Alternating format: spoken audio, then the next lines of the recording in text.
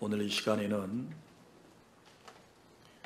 어떻게 하면 내 마음에 그리고 우리 가정에 우리 교회 공동체에 그리고 내가 살고 있는 이 지역에 더 나아가서는 우리 국가 공동체가 기쁨으로 살 수 있는지 이 말씀을 여러분들에게 전해드리겠습니다. 오늘 사도행전 8장 말씀을 읽었는데 7장에서부터의 내용을 여러분에게 설명을 해드리면 이런 말씀입니다. 오순절 성령 강림 사건 이후에 초대교회는 큰 부흥의 역사가 있었습니다. 수많은 사람들이 주님께 회개하고 돌아와서 교회는 부흥되었습니다. 그런데 교회가 부흥되고 성장하는 것을 싫어하는 세력이 있으니 곧 사단의 세력인 것입니다.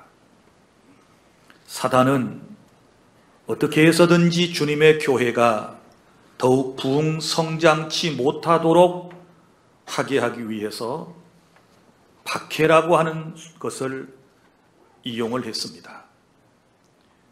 그래서 이 유대인들, 특별히 그 가운데 유대교회에 아주 힘취해 있었던 사울이라고 하는 청년을 통해서 본격적으로 교회를 박해하기 시작했습니다.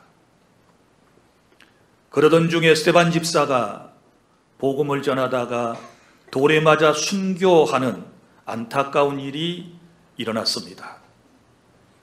이때에 성령을 충만히 모셔드리고 예루살렘 교회 안에서만 머물러 있으면서 신앙생활을 하고 친교생활을 하던 이 그리스도인들의 마음속에 위기의식이 생겼습니다. 우리도 이곳에서 하나님을 섬기고 살다가는 우리에게도 스데반 집사와 같은 이런 박해가 올 것에 대한 그런 두려움을 갖게 된 것입니다. 그래서 이 그리스도인들이 이 엄청난 박해를 피해서 유대와 사마리아와 모든 땅으로 흩어졌습니다. 그런데 감사하게도 각지로 흩어졌던 이 그리스도인들이 그곳에 가서 살면서 복음을 전하기를 시작했습니다. 그 중에 특별히 오늘 본문에 소개되는 사람은 초대교회 7 집사 가운데 한 분이었던 빌립이라고 하는 집사가 사마리아 성에 가서 복음을 전했습니다.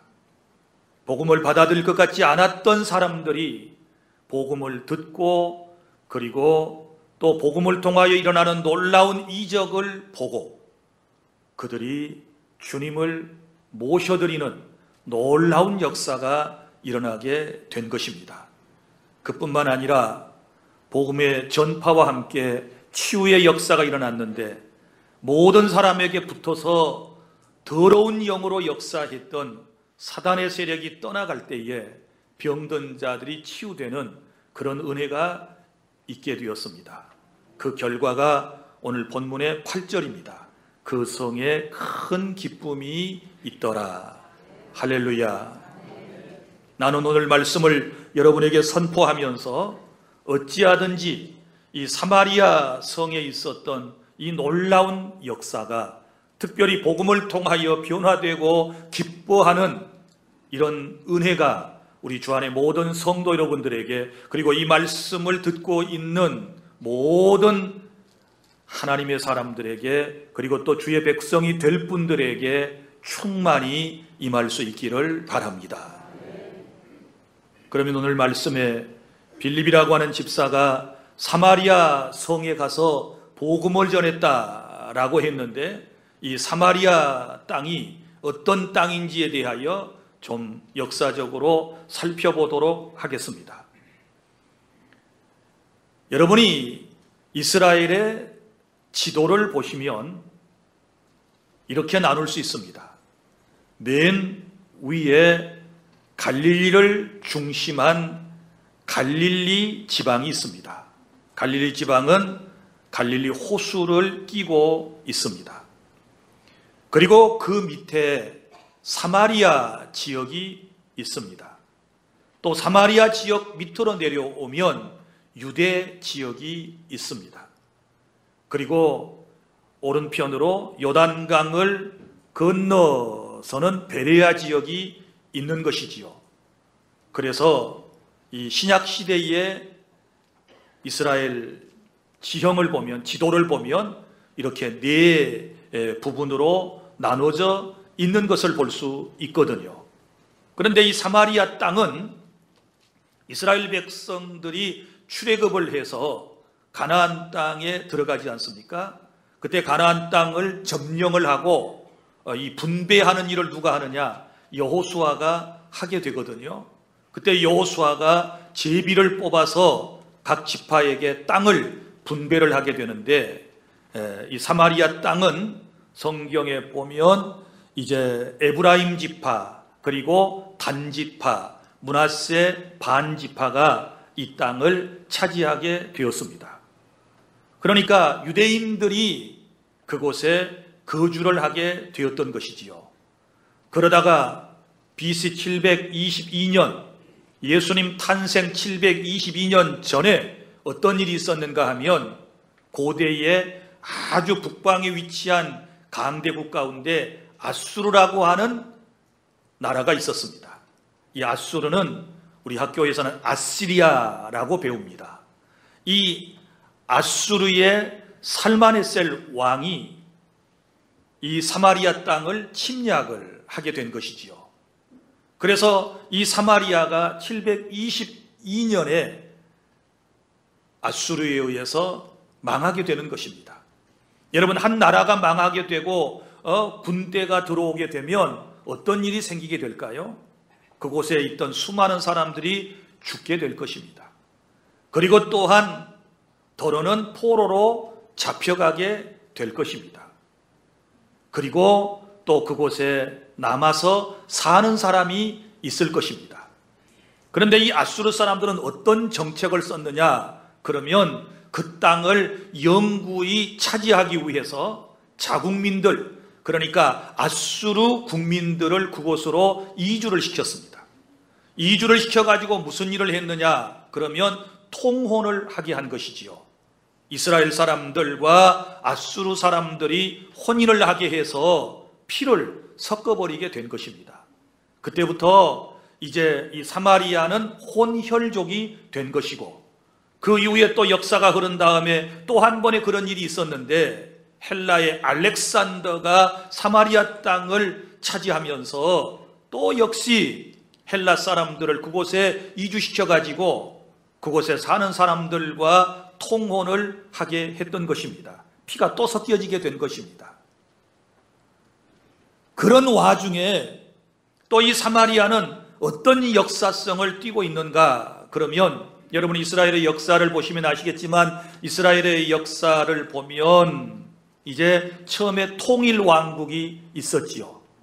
이스라엘의 첫 번째 왕이 사울 왕입니다. 그리고 다윗이 그 뒤를 이었습니다. 솔로몬까지 통일 왕국 시대가 있었습니다. 그러다가 솔로몬 이후에 분열 왕국이 됩니다. 남과 북이 갈라지게 되는 것이지요.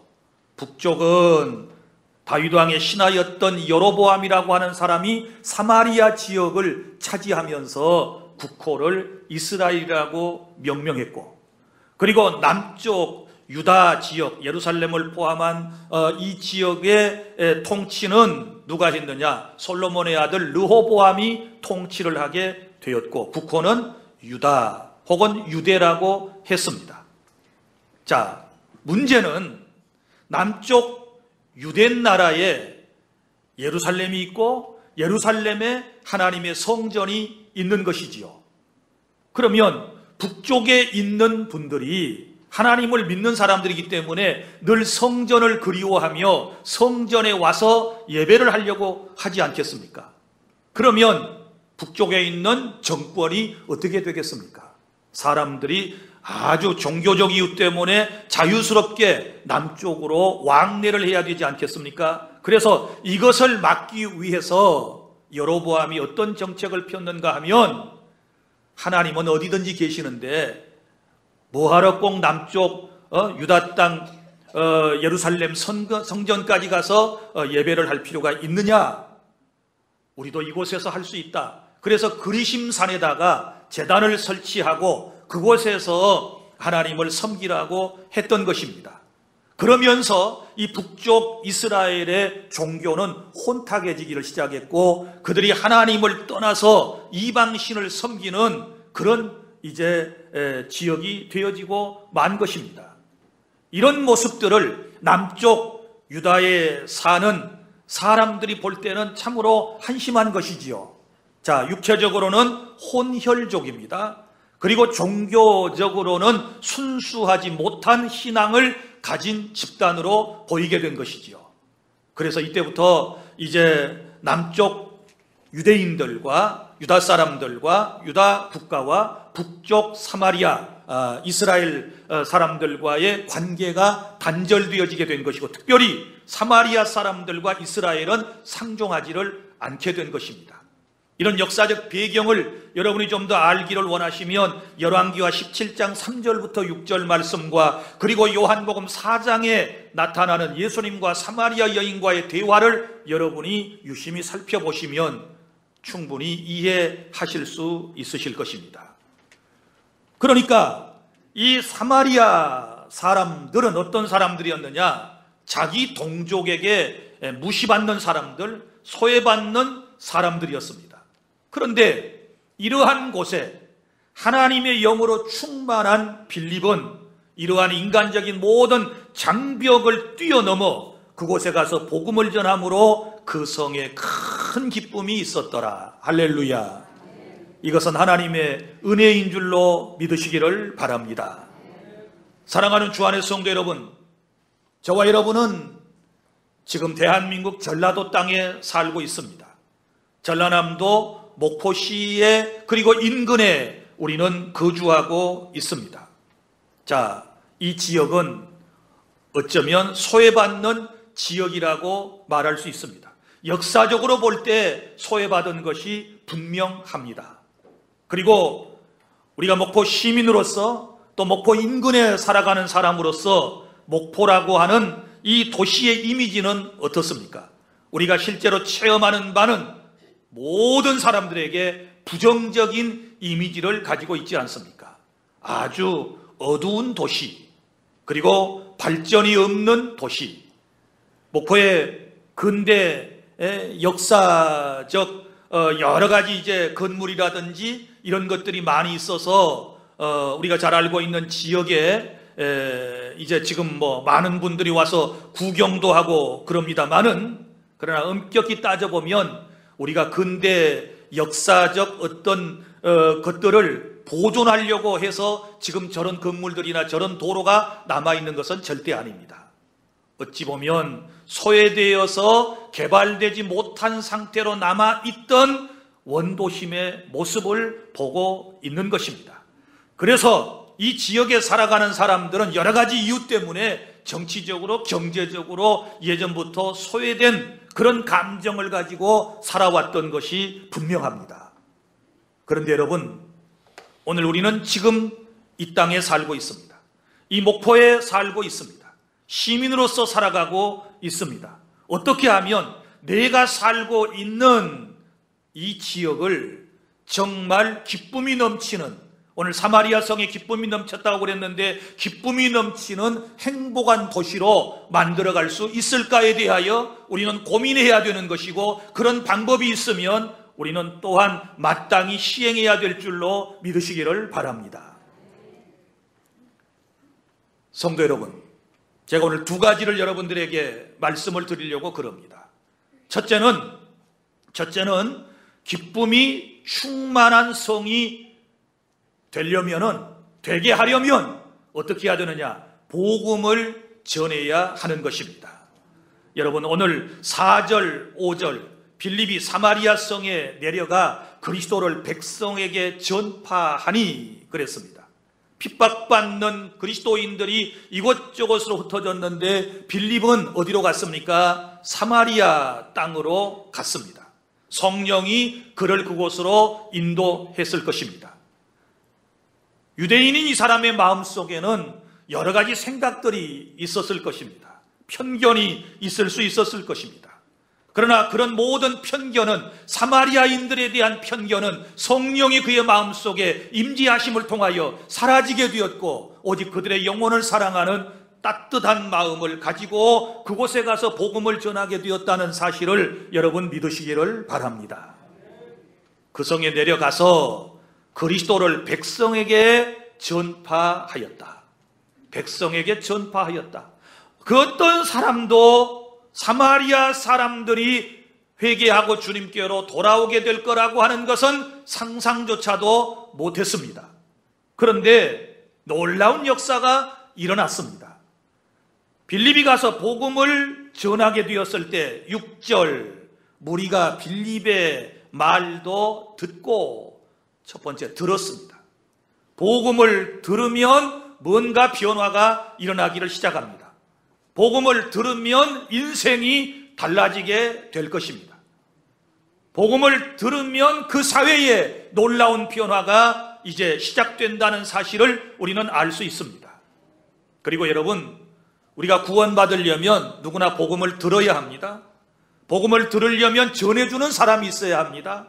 믿음은 들음에서 나며 들음은 그리스도의 말씀으로 말미암는다 그랬는데, 여러분, 그리스도의 말씀을 들으면 성령이 역사하심을 통하여 마음속에 믿음이 싹트게 될 줄로 믿으시기를 바랍니다. 그래서 듣고, 그 다음에 또 나오는 게 있습니다. 행하는 표적도 보고. 자, 복음 전파와 함께 놀라운 표적들 혹은 이적들이 일어나기를 시작했습니다.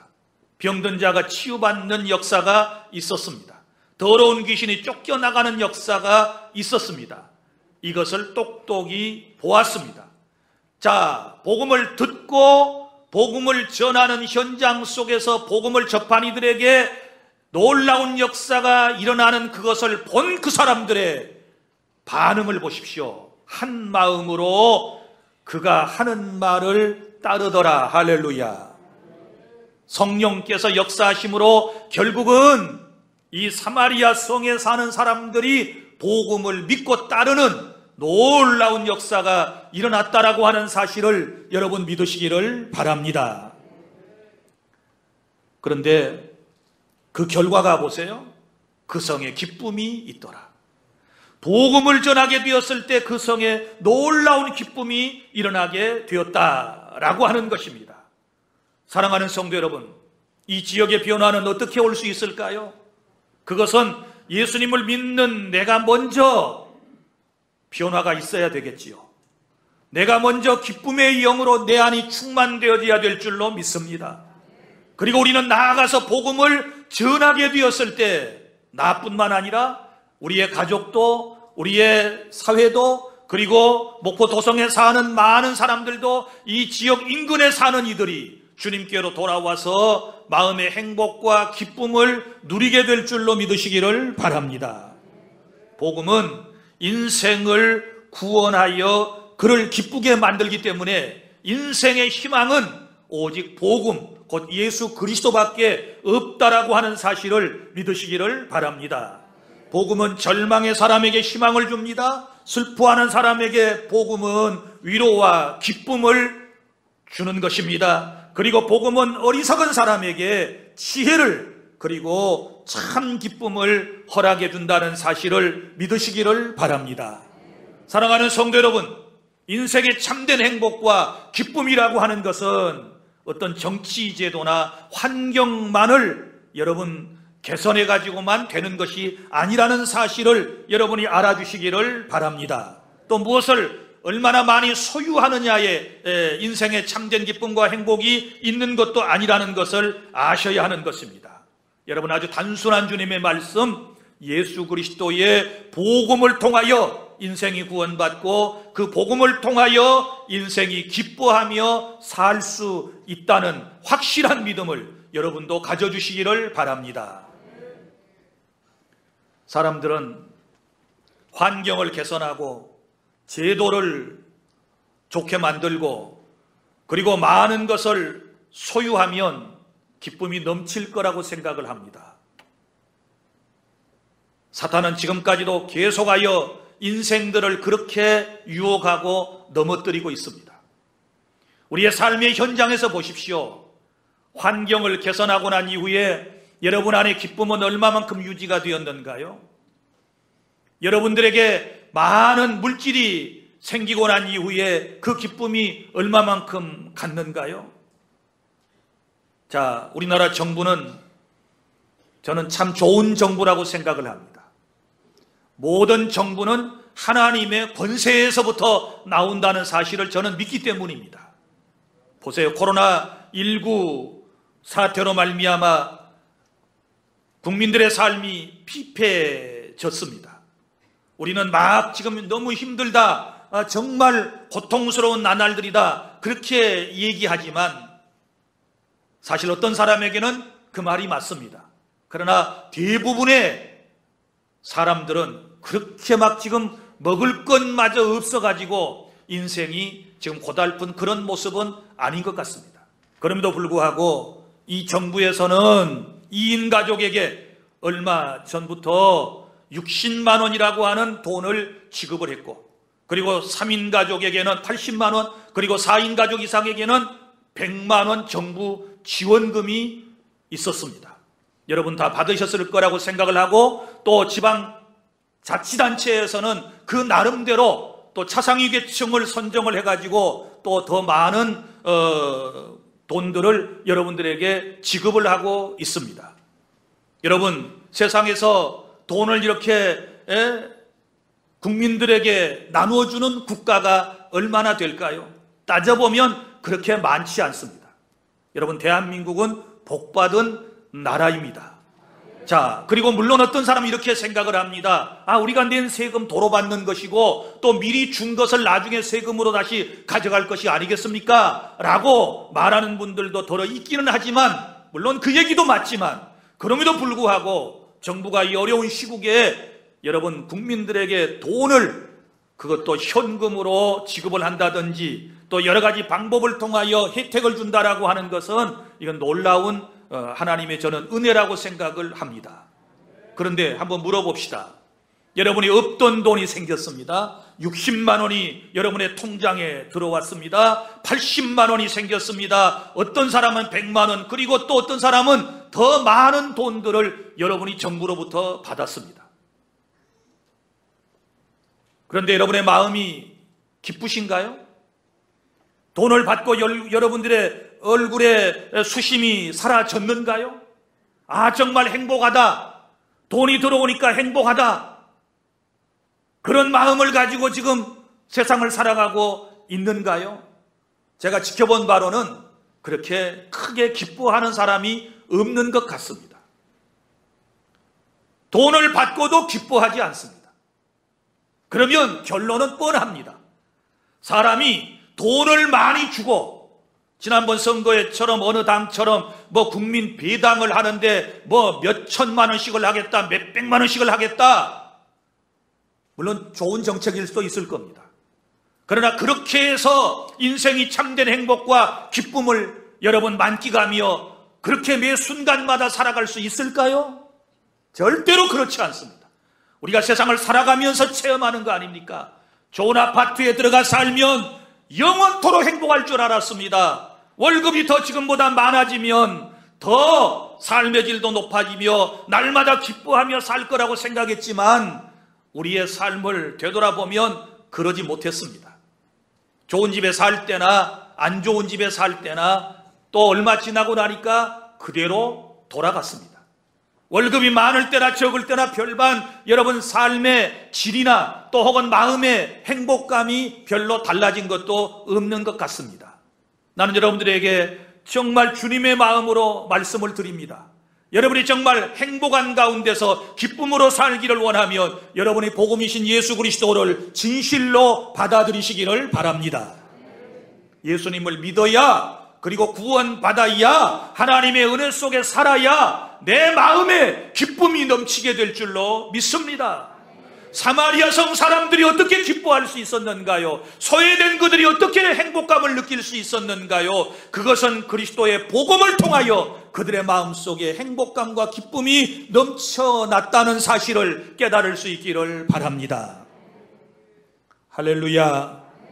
그래서 정말 여러분이 우리 지역을 사랑한다면, 여러분의 가족을 사랑한다면, 여러분이 나라와 민족 공동체를 사랑한다면 우리 그리스도인들로서 해야 할 첫 번째 사명은 복음을 전하는 것, 전도하는 일이라고 하는 것을 여러분이 아시기를 바랍니다.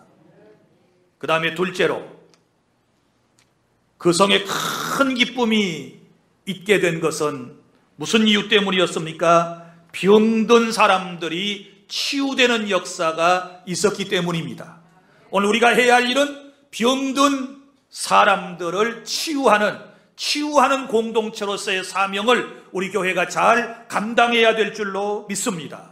여러분, 사마리아 성 사람들이 왜 상처를 안고 살아갔습니까? 왜 그들의 얼굴이 항상 어두웠습니까? 아니, 현대인들의 마음이 왜 이렇게 어둡고 답답하고 우울한 감정을 가지고 이 세상을 살아가야 합니까?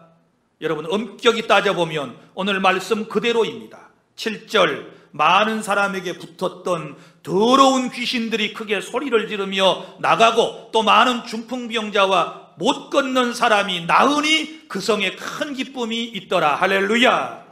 그러면 영적으로 판단을 해보자고요. 왜 기쁨이 없는가? 좋은 세상에서 누리며 사는데 모든 것이 흡족한 것 같은데 왜 기쁨이 없는가? 자, 많은 사람에게 붙었던 더러운 귀신들, 악한 영들이 역사하기 때문에 그래요. 악한 영들에게 붙잡혀 있으면 그 어떤 좋은 세상에 살게 해주어도 절대로 행복감이나 기쁨이 있을 수 없다는 사실을 아시기를 바랍니다. 그래서 한 인생을 행복하게 만들어주려면 그가 악한 영으로부터 해방을 시키도록 만들어줘야 되는데, 해방되도록 만들어줘야 되는데, 악한 영을 물리칠 수 있는 것은 오직 예수 그리스도의 성령 하나님밖에 없다는 사실을 믿으시기를 바랍니다. 성령이 역사하시면 악령은 쫓겨나가게 될 것입니다. 성경에 보십시오. 악한 영이 쫓겨나간 사람마다 정신이 온전해졌고, 악한 영이 쫓겨나간 사람마다 그의 모습이 본래의 모습으로 돌아왔던 것을 우리는 볼 수 있지 않습니까? 그래서 우리는 지금 악한 영과의 전투를 하고 있는 것입니다. 여러분, 여러분의 행복을 위하여, 우리나라 민족의 그리고 목포의 행복을 위하여 우리가 노력해야 할 것이 많이 있지만 가장 근본적인 것은 영적인 접근이 필요한데, 악한 영들이 더 이상 사람의 마음을 붙잡지 못하도록, 그 붙잡았던 그 악한 영들의 세력이 나사렛 예수 그리스도의 놀라운 이름을 통하여, 권세를 통하여, 권능을 통하여 떠나가는 그런 역사가 있어야 될 줄로 믿습니다. 그러면 구원이고, 그러면 기뻐질 수 있는 것입니다. 할렐루야. 여러분, 많은 사람이 여기 기뻐한 것은, 사마리아 성에 사는 사람들이 기뻐한 것은 다른 것 때문이 아니었습니다. 영적인 문제, 더러운 귀신이 붙어 있었기 때문에 이런 일들이 있었다. 그리고 또 보세요. 많은 중풍병자와 못 걷는 사람이 걸으니, 자, 이건 영적인 치유와 함께 육적인 치유가 일어났다는 사실을 우리는 알 수 있습니다. 여러분 자신이 질병으로 고통을 당하면 기쁨을 대부분 잃어버리게 됩니다. 가족 가운데 누군가가 여러분 이제 암으로 투병을 한다든지 불치의 병으로 투병을 하고 계시는 그런 가정의 모습을 보면 얼굴에 어두움이 드리워져 있습니다. 기쁨이 상실된 모습을 볼 수 있습니다. 그 가정의 진정한 기쁨은 여러분, 아픈 사람이 치유를 받는 것입니다. 믿습니까? 하나님의 은혜로 깨끗함을 받아야 그 가정에 행복이 넘쳐나게 된다는 사실을 믿으시기를 바랍니다. 그래서 우리 교회 공동체는 이 성에 큰 기쁨이 오게 하기 위해서 우리는 복음을 열심히 전해야 되고, 그리고 성령 충만한 교회 되어서 악한 영들의 역사를 묶어야 하는 것이고 추방시켜야 하는 것이고, 그리고 주 예수의 이름으로 영적으로 육적으로 병든 자를 치유하는 그런 공동체로서의 사명을 우리 교회는 잘 감당해야 한다라고 하는 사실을 믿으시기를 바랍니다. 다시 말씀드립니다. 악한 영에서의 이 지배에서부터 벗어나야 마음도 기쁘고 육체도 건강해지게 될 것입니다. 이제 말씀을 맺습니다. 사랑하는 주 안의 성도 여러분, 교회는 세상에서 늘 핍박을 받습니다. 저 초대교회 때부터 박해를 받아왔습니다. 지금도 여전히 교회 공동체는 박해받는 공동체입니다.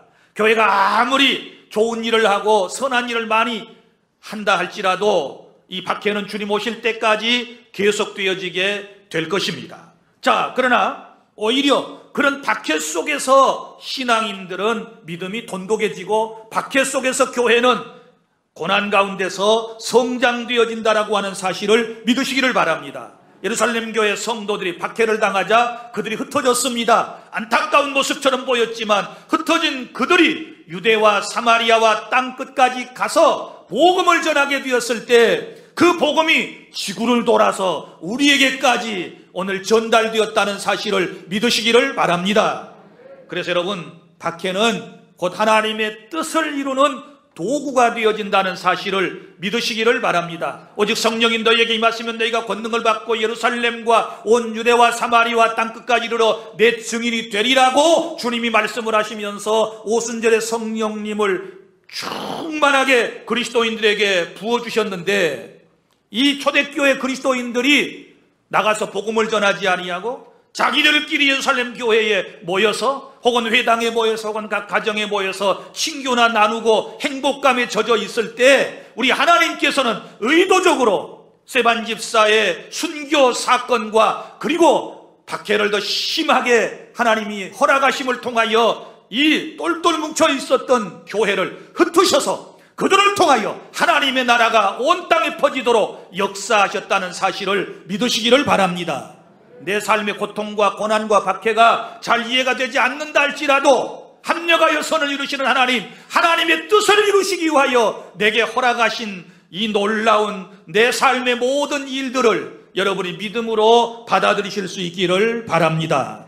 그리고 복음은 사람들을 화평하게 만들지 않습니까?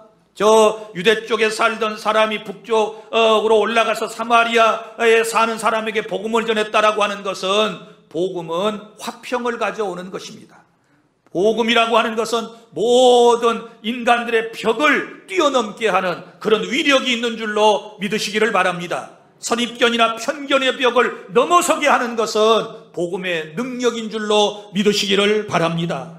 복음은 여러분 차별을 없애는 것입니다. 복음을 여러분 받아들이게 되면 차별이 없어져요. 우리 초대 한국의 기독교가 들어왔을 때에도 여러분 보세요. 반상제도의 철폐 아닙니까? 양반과 상놈제도가 있어가지고 사람들이 차별을 받던 시대에 선교사들은 복음을 와서 전했습니다. 누구든지 복음 안에서는 한 형제요 한 자매이다 라고 말하는 그들의 복음을 통하여, 주님의 복음을 통하여 이 나라의 민주화가 꼽히게 되었고 지금의 나라가 있게 되었다는 사실 또한 그 어떤 사람도 부인할 수가 없을 것입니다.